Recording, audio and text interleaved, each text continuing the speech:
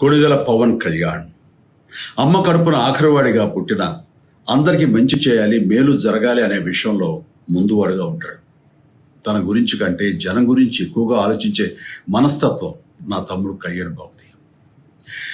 ఎవరైనా అధికారంలోకి వచ్చాక ప్రజలకు ఏదైనా చేయాలనుకుంటారు. కానీ కళ్యాణ్ తన సొంత సంపాదనని కౌలు రైతుల కన్నీళ్లు తుడిచేందుకు ఖర్చు పెట్టడం, సరిహద్దు దగ్గర ప్రాణాలొడ్డి పోరాడే జవాన్ కోసం పెద్ద మొత్తం అందివ్వటం, అలాగే మత్స్యకారులు ఇంకా ఎందరికో తాను చేసిన సహాయం చూస్తుంటే ఇలాంటి నాయకుడు కదా జనాలకు కావాల్సింది అనిపిస్తుంది. ఒక రకంగా చెప్పాలంటే సినిమాలోకి తను బలవంతంగా వచ్చాడు, రాజకీయాల్లో మాత్రం ఇష్టంతోనే వచ్చాడు. ఏ తల్లికైనా తన కొడుకు కష్టపడుతుంటే గుండె తరుక్కుపోతుంది. అలాగే ఏ అన్నకైనా తన తమ్ముడు అనవసరంగా మాటలు పడుతుంటే బాధేస్తుంది. అలా బాధపడుతున్న నా తల్లికి ఈ అన్నయ్యగా ఒక మాట చెప్పాను. నీ కొడుకు ఎంతోమంది తల్లుల కోసం, వాళ్ళ బిడ్డల భవిష్యత్తు కోసం చేసే యుద్ధం అమ్మా ఇది.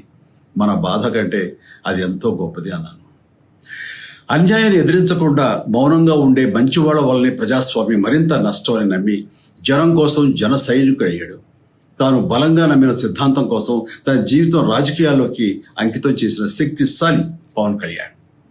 ప్రజల కోసం, రాష్ట్ర భవిష్యత్తు కోసం ఆ శక్తిని వినియోగించాలి అంటే చట్టసభలో అతని గొంతు మనం వినాలి. జనమే జయమును నమ్మే జనసేనాని ఏమి చేయగలడో చూడాలంటే మీరు పిఠాపురం ప్రజలు కళ్యాణ్ని గెలిపించాలి. మీకు సేవకుడుగా, సైనికుడుగా అండగా నిలబడతాడు. మీకోసం ఏమైనా సరే కలబడతాడు. మీ కళ నిజం చేస్తాడు. పిఠాపురం వాస్తవ్యులకు మీ చిరంజీవి విన్నపం, గాజు గ్లాసు గుర్తుకి మీ ఓటు వేసి పవన్ కళ్యాణ్ని గెలిపించండి. జై హింద్.